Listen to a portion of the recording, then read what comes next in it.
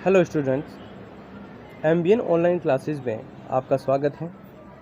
इससे पहले मैं आपके लिए दो चैप्टर्स के अंदर जो दूसरा चैप्टर जो चल रहा था वो कंप्लीट करवा चुका हूँ। आज हम इसका तीसरा चैप्टर शुरू करने जा रहे हैं जिसका नाम है बहुपद। बहुपद यदि इसकी मार्क्स की बात करें 3 नंबर का इसके अंदर मार्क्स जो इसके अंदर पूछे जाते हैं और एक ही इसके अंदर प्रश्न पूछा जाता है और वो भी इसके अंदर होता है 3 नंबर का। अब हम बात करते हैं इसके अंदर बहुपद के अंदर कि बहुपद के अध्याय में जो टॉपिक हैं उसमें सबसे पहले यदि हम बात करें तो शून्यांक व गुणांकों के मध्य संबंध स्थापित करना। दूसरा इसके अंदर हम पढ़ेंगे वास्तविक गुणांकों वाले जो बहुपद हैं उसका जो विभाजन एलोगरिथम से भागफल और शेषफल किस प्रकार से ज्ञात करते हैं। थर्ड पॉइंट इसके अंदर है द्विघात समीकरण से ज्ञात करने की जो विधियाँ हैं 3 विधियाँ हैं उसके बारे में बात करेंगे। इसके बाद में इसका फोर्थ जो पॉइंट है विधिकरण तथा मूलों की प्रकृति के बारे में। और पांचवा जो है बहुत इंपॉर्टेंट है जो आपने पढ़ा था एचसीएफ और एलसीएम निकालना सेकंड चैप्टर में। अब हम इसमें बीजीय व्यंजक से एलसीएम व एचसीएफ ज्ञात करेंगे। तो शुरू करते हैं अपनी क्लास को। सबसे पहले आज हम पढ़ेंगे शून्य व गुणांकों के मध्य संबंध ज्ञात करना। निम्न द्विघात समीकरण के शून्यक ज्ञात कीजिए तथा शून्यकों और गुणांकों के बीच संबंध की सत्यता की जांच कीजिए। तो पहले तो देखिए 2 घात का बहुपद है ये। x की अधिकतम घात कितनी है 2। तीसरे में भी x की अधिकतम घात कितनी है 2। दूसरा आप स्वयं कर लेना, मतलब जो एक जैसे क्वेश्चन है वो मैं छोड़ दूंगा और जो टफ है और जो अलग प्रकार के हैं वो मैं करूंगा। तो ये 2 घात के बहुपद हैं, यानी जिसमें चर x y z जो लिखा होता है उसकी अधिकतम घात जितनी होती है वो ही बहुपद की घात होती है। ये मैंने उस वीडियो में बताया है। तो यहाँ ये 2 घात का बहुपद है, दूसरा भी 2 घात का बहुपद है। जितने घात का बहुपद होता है उसके उतने ही शून्यक आते हैं, ज्यादा से ज्यादा उसके उतने आते हैं। कई बार दोनों शून्यक एक जैसे भी आ सकते हैं, 3 शून्यक भी एक जैसे आ सकते हैं। तो ये 2 घात के बहुपद है तो इनके 2 शून्यक आएंगे, कुछ में दोनों शून्यक एक जैसे भी आ जाएंगे। और फिर इसके शून्यकों और गुणांकों के बीच संबंध की सत्यता की जांच कीजिए। तो पहले तो देखिए शून्यक क्या है। शून्यक का मतलब वे मान x के वे मान जिनको इनमें रखने पर, इन बहुपदों में रखने पर इसका मान 0 हो जाए, यानी वो x का मान जो इस बहुपद में यदि रख दे और यदि इस बहुपद का मान 0 हो जाए तो इसका शून्यक कहलाता है। और फिर गुणांकों के बीच संबंध की सत्यता की जांच सब हम इसमें करेंगे। अब इसमें देखो पहले का उत्तर कर रहा हूं मैं। 4x² + 8x शून्यक ज्ञात करने के लिए आपको जो बहुपद है उसको 0 के बराबर रख लीजिए। 4x² + 8x = 0। अब इसमें से क्या कॉमन आ रहा है, 2 पद है इसमें, 4x² और 8x। दोनों में से 4 कॉमन आ रहा है। 8 को आप क्या लिख सकते हो 4 × 2, 4 दूनी 8। एक तो 4 कॉमन आ रहा है दोनों में से। यहाँ x की घात 2 है, यहाँ x अकेला, और क्या कॉमन आ रहा है x। क्या बच जाएगा यहाँ पर 4 कॉमन आ गया, x कॉमन आ गया, क्या बच गया x प्लस 8 को लिखा हमने 4 × 2 तो 4 बाहर आ गया, x बाहर आ गया, अंदर क्या बच गया 2 = 0। अब ये क्या है 4x और ये ब्रैकेट x + 2 तीनों मल्टीप्लाई हो रहे हैं यानी गुणा में है और बराबर क्या है 0। किन्हीं 2 3 4 5 10 संख्याओं को गुणा करने पर 0 कब आता है, जब उनमें से कोई एक संख्या 0 हो। जैसे संख्या लिख रहा हूं मैं 2 × 3 × 7, क्या इनको गुणा करने पर 0 आ जाएगा। गुणा 12, क्या इनको गुणा करने पर 0 आ जाएगा, नहीं आएगा। जब तक इनको 0 से गुणा करेंगे नहीं करेंगे तब तक 0 नहीं आएगा। यानी जितनी संख्याएं गुणा हो रही हैं उनमें से कोई एक संख्या जरूर 0 हो तभी क्या आता है बराबर 0 आता है। तो यहां 3 पद हो गए, 3 संख्याएं हो गई, 4, एक x और एक x + 2। ये तीनों गुणा में है और बराबर क्या आ गया 0, यानी इन तीनों में से कोई एक 0 है। तो 4 तो एक स्वयं एक संख्या है जो कि 0 नहीं होगी। अब बच गया x और x + 2, इन दोनों में से कोई 0 होगा, अतः है क्या लिखोगे आप x = 0 या x + 2 = 0। प्लस का 2 दाएं पक्ष में लेके किसका हो जाएगा माइनस का। एक तो इसका शून्यक आ गया -2 और एक इसका शून्यक आ गया 0। ये इसके 2 शून्यक आ गए। अब इनके क्या करनी है आपको, 2 शून्यक निकालने के बाद में शून्यकों और गुणांकों के बीच संबंध की सत्यता की जांच कीजिए। वो संबंध की सत्यता की जांच कैसे होती है देखिए, मैं इसको ऊपर कर देता हूं। सत्यता की जांच करनी है। पहले देखो शून्यकों का योग होता क्या है।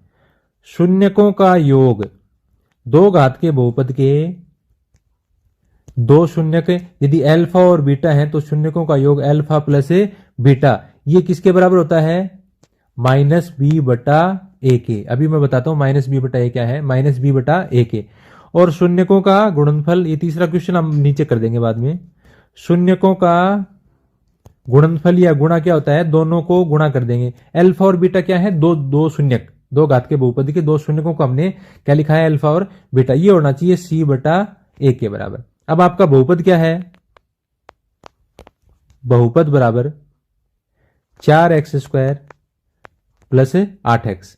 अब इसमें तो आपका ए का मान कितना है, बहुपद देखो किस रूप के होता है, मैं यहां लिख के दिखा देता हूं। ax² प्लस bx प्लस सी, ये जनरल फॉर्म है, स्टैंडर्ड फॉर्म है दो घात के बहुपद की, ax² प्लस bx प्लस सी, जहां a है x² का गुणांक, b है x का गुणांक और c है अचर पद जिसके साथ x नहीं होता।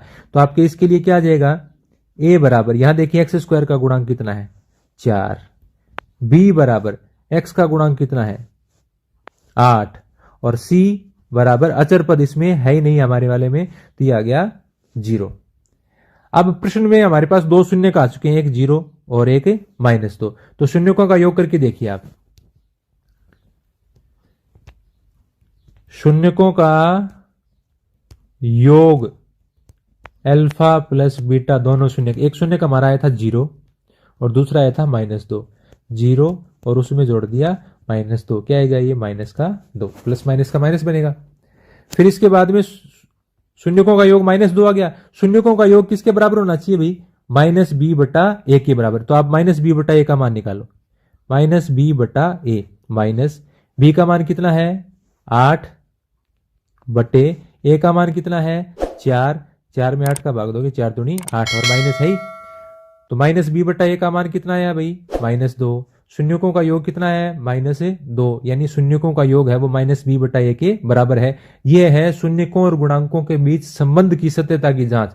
शून्यकों और गुणांकों के बीच संबंध क्या होता है कि शून्यकों का योग होता है माइनस बी बटा ए के बराबर। तो ये सिद्ध हो गया एक तो कि शून्यकों का योग अल्फा प्लस बीटा वो माइनस बी बटा ए के बराबर है, वो भी जोड़ 2 आया, माइनस बी बटा ए का मान भी -2 आया है। अब शून्यकों का गुणनफल, शून्यकों का गुणनफल अल्फा बीटा, अल्फा गुणा बीटा, दो शून्यकों का गुणनफल। शून्य का हमारे क्या आए थे, एक शून्य का आया था 0, दूसरा शून्य का आया था -2। ये देखो जो x के मान आए थे ये 0, 2, इन दोनों को गुणा करेंगे, 0 को -2 से गुणा करेंगे क्या आ जाएगा 0। अब शून्यकों का गुणनफल किसके बराबर होना चाहिए, c बटा ए के। तो c बटा ए का मान निकालो, c कितना है, ये देखिए यहां ax² प्लस bx प्लस सी के हिसाब से हमने 4x² प्लस 8x का निकाला था। c कितना है 0, a कितना है 4, तो ये आ जाएगा c बटा ए यानी 0 बटे 4 बराबर क्या आ जाएगा 0। 0 में 4 का भाग देने पर क्या आता है 0। शून्यकों का योग, शून्यकों का गुणनफल अल्फा और बीटा, गुणनफल क्या आ गया 0 और c बटा ए का मान भी कितना आ गया 0। अतः शून्यकों का गुणनफल, शून्यकों का गुणनफल बराबर किसके बराबर है c बटा ए के, दोनों का मान क्या आया है 0। तो ये होती है इस प्रकार से संबंधों की सत्यता की जांच। अब वो तीसरा क्वेश्चन लिख देता हूं मैं यहां पर, पहले का तीसरा पार्ट। सत्यता की जांच करनी आप सीख गए, इस हिसाब से सभी सवालों की इसी हिसाब से होगी। 6x² माइनस x माइनस 2 ये बहुपद दे रखा है। इस बहुपद को किस प्रकार से करेंगे हम, यहां इसको पहले तुलना कर लिया करो, ax² plus bx plus c से तुलना कर लिया करो अलग से रफ में लिखकर। तो यहां a बराबर तो हो गया हमारा 6, b बराबर x के गुणा में -1 और c बराबर हो गया -2। ये काम आएगा किसमें, सत्यता की जांच करने में। अब देखो इसको सरल करते हैं, 6x² माइनस x माइनस 2, 2 घात का बहुपद है, इससे x के 2 मान आएंगे। वो 2 मान कैसे निकालने हैं आपने 9वीं कक्षा में भी सीखा होगा, 8वीं में भी आता है कि 2 घात का बहुपद या 2 घात की समीकरण है उसके 2 मूल या 2 शून्य कैसे निकाले जाते हैं। आप इस रूप में लिख लीजिए, पहले ax² plus bx plus c, पहले x² का पद होना चाहिए, फिर x का, फिर अचर पद। फिर आपको देखना है x² का गुणांक कितना है, x² का गुणांक कितना है 6। फिर आपको गुणा करना है उसको अचर पद से, अचर पद कितना है आपका -2 जिसके साथ x y z चर नहीं होता।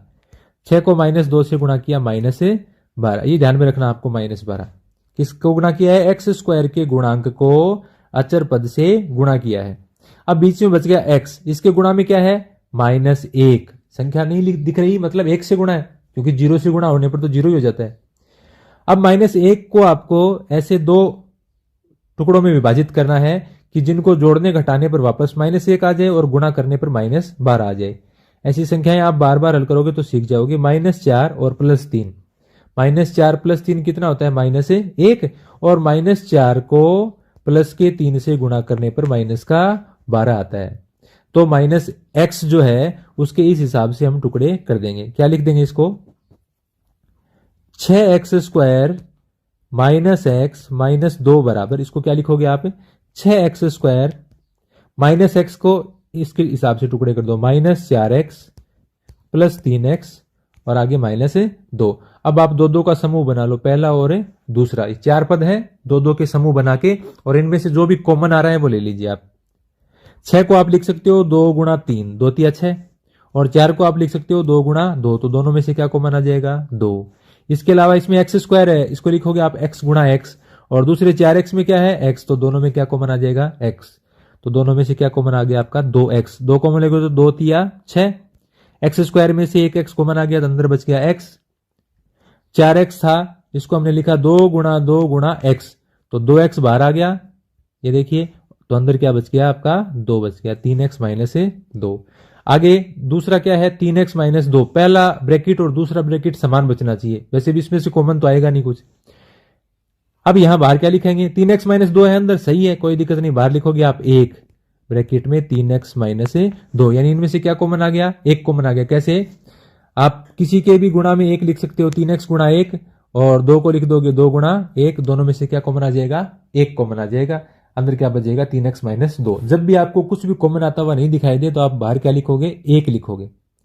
अंदर के चिन्ह भी बराबर होने चाहिए, 3x - 2 है तो 3x - 2 ही होना चाहिए, यदि प्लस है तो आप बाहर माइनस का चिन्ह लेकर उसको ठीक कर सकते हैं।